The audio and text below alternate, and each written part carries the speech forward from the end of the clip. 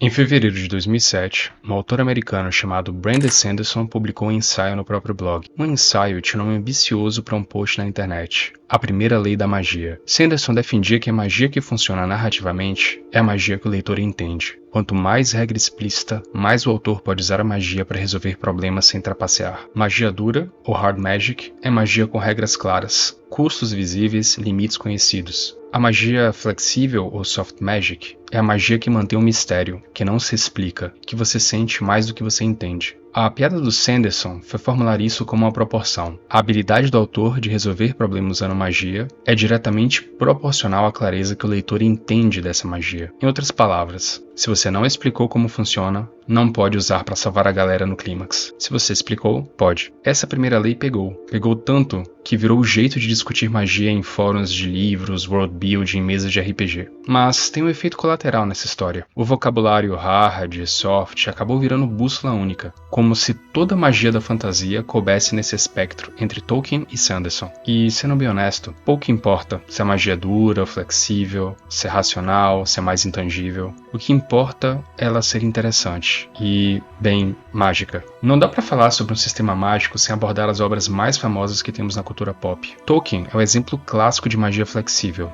A gente nunca recebe um manual de magia da Terra-média. A magia em Tolkien é mais perto da teologia do que da engenharia, da física, da química. Le Guin, em sua série Terra-Mar, faz outra escolha. Magia é linguagem. Especificamente, cada coisa tem um nome verdadeiro, num idioma anterior à fala humana. E quem conhece o nome verdadeiro tem poder sobre a coisa nomeada. Le Guin cria um sistema onde o ato de nomear é o ato de existir.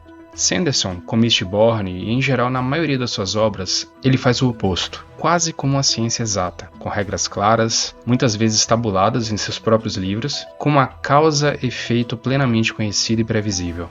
Avatar pega um caminho interessante. A dobra dos elementos é codificada em estilos de arte marcial. A magia é quase como uma coreografia. E funciona porque o sistema é visualmente mostrado. E óbvio, a gente tem que falar de Fullmetal Alchemist, com a lei da equivalência. Nada vem do nada. Para criar alguma coisa, você tem que sacrificar algo de igual valor. É uma liberdade poética da lei da termodinâmica. Esses são modelos bem famosos, mas existe toda uma outra série de autores e sistemas mágicos que muita gente não conhece e merece atenção. Em sua série Dying Earth, tem uma das ideias mais influentes da história da fantasia, e quase ninguém acredita o Vence pelo nome. Nessa série, o sol está acabando, e os feiticeiros são velhos eruditos que estudam tomos antigos. A magia funciona assim. Cada feitiço é uma fórmula de palavras tão pesadas, tão densas, que a mente humana só consegue segurar 4 ou 5 ao mesmo tempo. Você memoriza o feitiço, e quando você lança, ele se apaga. Para usar de novo, tem que estudar o livro outra vez. Isso soa familiar? Sim, porque 20 anos depois, chegou ao mundo Dungeons & Dragons. E o sistema de magia de D&D é exatamente isso. Você prepara feitiços, lança durante o dia e eles se apagam. Jonathan Stroud, em Um Amuleto de Samarcand, traz um sistema que eu gosto muito. Em Stroud, magos não fazem magia. Magos invocam demônios ou espíritos e mandam eles fazerem a magia. O mago é uma espécie de burocrata. Ele estuda para basicamente terceirizar o trabalho mágico para uma entidade. Entidades essas que odeiam os magos e vão tentar matá-lo no segundo em que ele errar uma vírgula do ritual. Praticamente é um Pokémon dos infernos. É um dos sistemas mais cínicos já escritos e um dos mais elegantes, porque a magia é condensada a quase uma estrutura política. Os magos são fracos, por isso precisam dos demônios, por isso oprimem, por isso caem. Ars Magica, criado por Jonathan Tweet e Mark Rein-Hagen, é o que muitos consideram como o melhor sistema de magia em um RPG já escrito. Funciona como uma gramática: 5 verbos, 10 substantivos, 50 combinações básicas. Você não decora feitiços fixos, você fala uma sentença mágica e ela funciona, desde que respeite certos limites filosóficos. Magia em Ars Magica não pode mudar a natureza essencial de algo, não pode atravessar o tempo verdadeiro, não pode ressuscitar de fato quem morreu.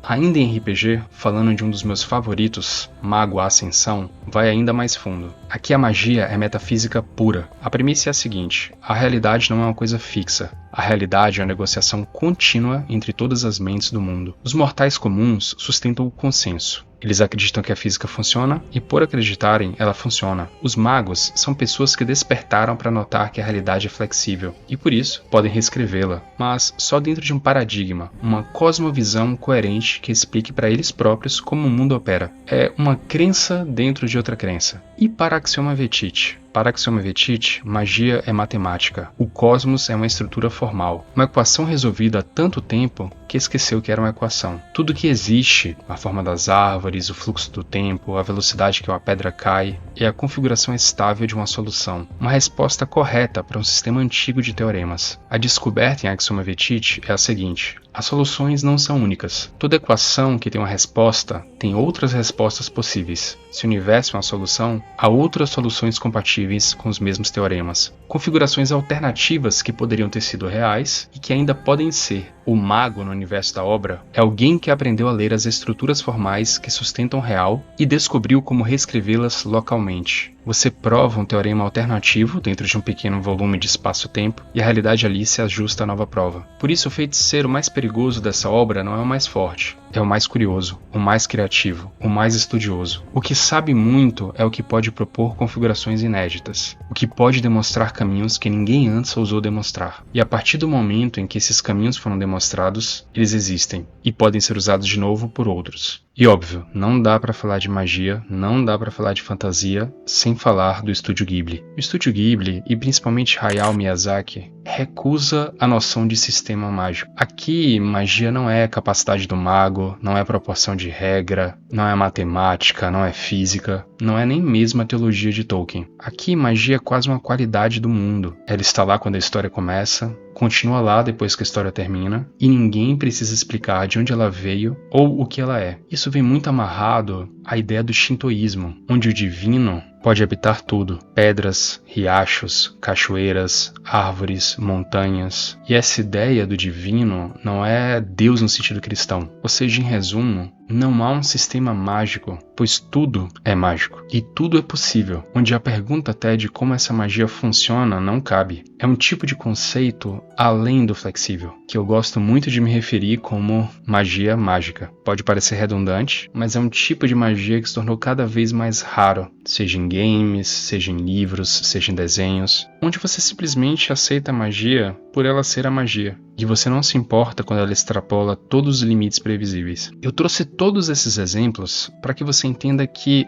a discussão sobre os sistemas existentes de magia é uma discussão de certa forma desnecessária e que agrega pouco ao que de fato a magia deve ser, que assim como todas as coisas, ela deve ser apenas uma coisa só. Interessante. E acima de tudo, servir ao mundo em que ela é inserida. Dá para escrever fantasia sem pensar nisso, muita gente escreve, e algumas dessas obras funcionam muito bem. Mas as que ficam, as que a gente está discutindo 50, 70, 100 anos depois, não são as que decidiram sobre um sistema mágico específico, mas sim uma posição filosófica clara debaixo do sistema que vai conseguir sustentar o mundo em que a obra é inserida. Se esse vídeo te fez olhar diferente para os sistemas de magia das obras que você ama, deixa o like, se inscreve no canal e segue a gente nas redes sociais para acompanhar mais conteúdos sobre world building, fantasia e ficção. E se essa ideia de magia como matemática, magia como teorema, como demonstração te interessou, a gente te convida a conhecer a Axioma Vetit, a HQ da nossa editora. O primeiro e o segundo volume já estão publicados e o terceiro, que irá fechar a série, será lançado em breve. Está tudo disponível no nosso site e o link na nossa descrição. Nos vemos no próximo vídeo. Tchau!